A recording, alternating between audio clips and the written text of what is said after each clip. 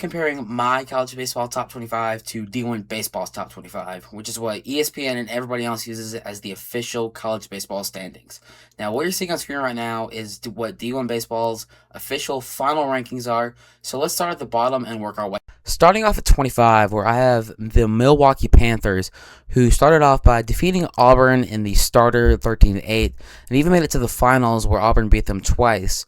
But D1 Baseball has Oklahoma State getting the bid, and I'm just not impressed by the Cowboys. Yes, they made the finals in the regional, but the Tuscaloosa regional was not a difficult one. This next one may be an unpopular take, but I'm taking Jacksonville State at number 24.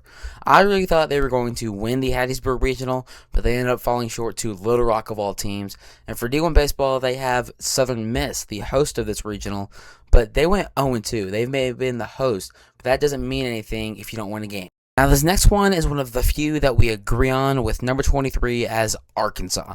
They were one of the more talented teams that got eliminated early, but the truth is they just got outplayed by Kansas twice in the Lawrence Regional. Moving on to 22, and I'm giving the spot to UCLA. I understand that they went 1-2, but they were number one all year long, only lost 6 games during the regular season, so I have to include them in this. D1 Baseball also included them, but they are a good bit higher. They gave Oregon State the 22 spot, which I don't hate. You know, the Beavers are a good team, but I would put them a little bit higher, which I did for making the final in a regional as tough as Eugene. To East Carolina for me.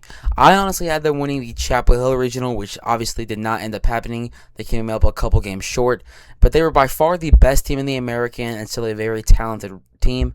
And D1 Baseball gave the spot to Little Rock, which is a great take, honestly. But again, I just have them a little bit higher on my list, considering they made a super regional. Out of 20s for me is St. Mary's. They are the team that knocked out UCLA twice and knocked them out of the entire tournament, but unfortunately could not make it out of the regionals because of Cal Poly. But they were still a great team this year and certainly deserving of making this list. As for D1 Baseball, they took another mid-major at the 20 spot with St. John's. But again, I would not put them there because they made a super regional. Get it together, D1 Baseball! They did it again. They did it again with Cal Poly. Oh my goodness, D1 Baseball. Now, we'll give some grace here because the Mustangs got obliterated in both of their super regional games and did not have to beat UCLA to get out of the Los Angeles regional. But still, 19 is just too low for a super regional team. My take at 19 is Texas A&M. They were a sneaky good team all year and ended up getting a regional host spot, but got beat out by USC twice in the final. Another one we agree on, with Florida State being the team. The Noles got the number 10 national seed, which obviously meant they got to host a regional, but they got beat by St. John's twice in their own house, which is why they're not higher up on the list. 17, give me Florida, another good SEC team that made it all the way to hosting a regional before getting knocked out by a team that they probably should have beaten. Very similar to Texas A&M, who D1 Baseball had at the 17th spot, which I really can't agree with. I had them a little bit lower, but I mean, you're kind of splitting hairs here. Getting close to super regional territory now, give me Arizona State. This was by far and away the best team that did not make the supers to me. They had one of the best offenses in the country, and the pitching was the main thing that held it back. Now, D1 Baseball went with the Florida Gators. I realize that's only one spot above, but I still strongly disagree with this, especially with not having Arizona State anywhere in your top 25. Number 15 was pretty easy for me. I'm taking Kansas. They got embarrassed pretty badly in the Supers by Oklahoma, but the Sooners then went on to win the national championship, and they still had to get to the Supers by knocking off Arkansas. Now, for D1 Baseball, they took USC, which just doesn't make sense in my brain because they put up one of the best fights of the teams that lost to the Super Regionals.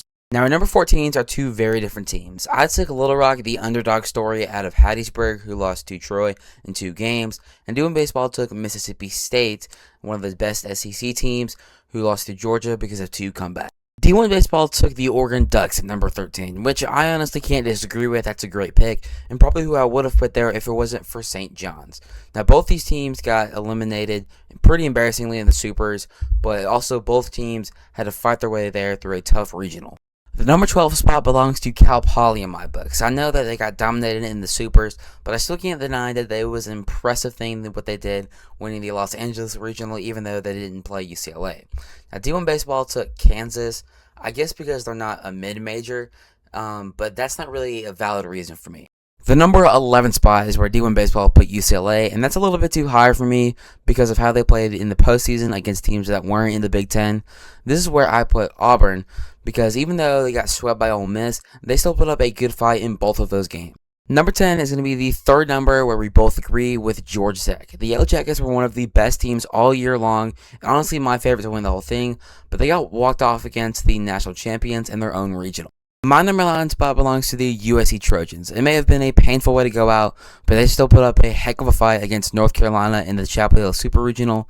Meanwhile, D1 Baseball gave the spot to Auburn, and I just can't justify putting Auburn above USC based on how the two play. Number 8 is a head scratch for me because D1 Baseball put Troy at the number 8 spot, and if we're going off performance, which is what we should be going off of, Troy was not the worst in Omaha.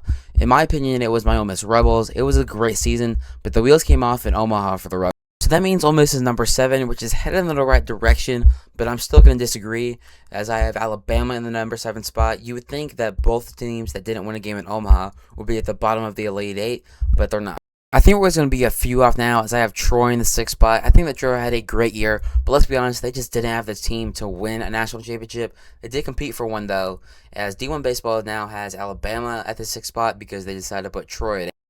We've officially entered the top 5, where D1 Baseball starts us off with the Texas Longhorns. They were a great team this past year, but I think they're a little bit better than West Virginia, who I have at number 5. I think the Mountaineers were a little bit fraudulent. You know, they had an easier path this year, and they had the easier side of the bracket. So now we're just flipping the two at number 4, as I have Texas at number 4 and D1 Baseball as West Virginia. Again, I think they're both great ball clubs, but I think Texas is a little bit better, even though West Virginia made it farther. This may be my most controversial take of the video, but I have North Carolina at number 3. I understand that they made the national championship, but I think that Georgia, who D1 Baseball had at number 3, was just a better team overall. Their bats were one of the best we've ever seen. This means that we're just going to flip-flop the other two, as I have Georgia at number 2, and D1 Baseball has North Carolina at number 2.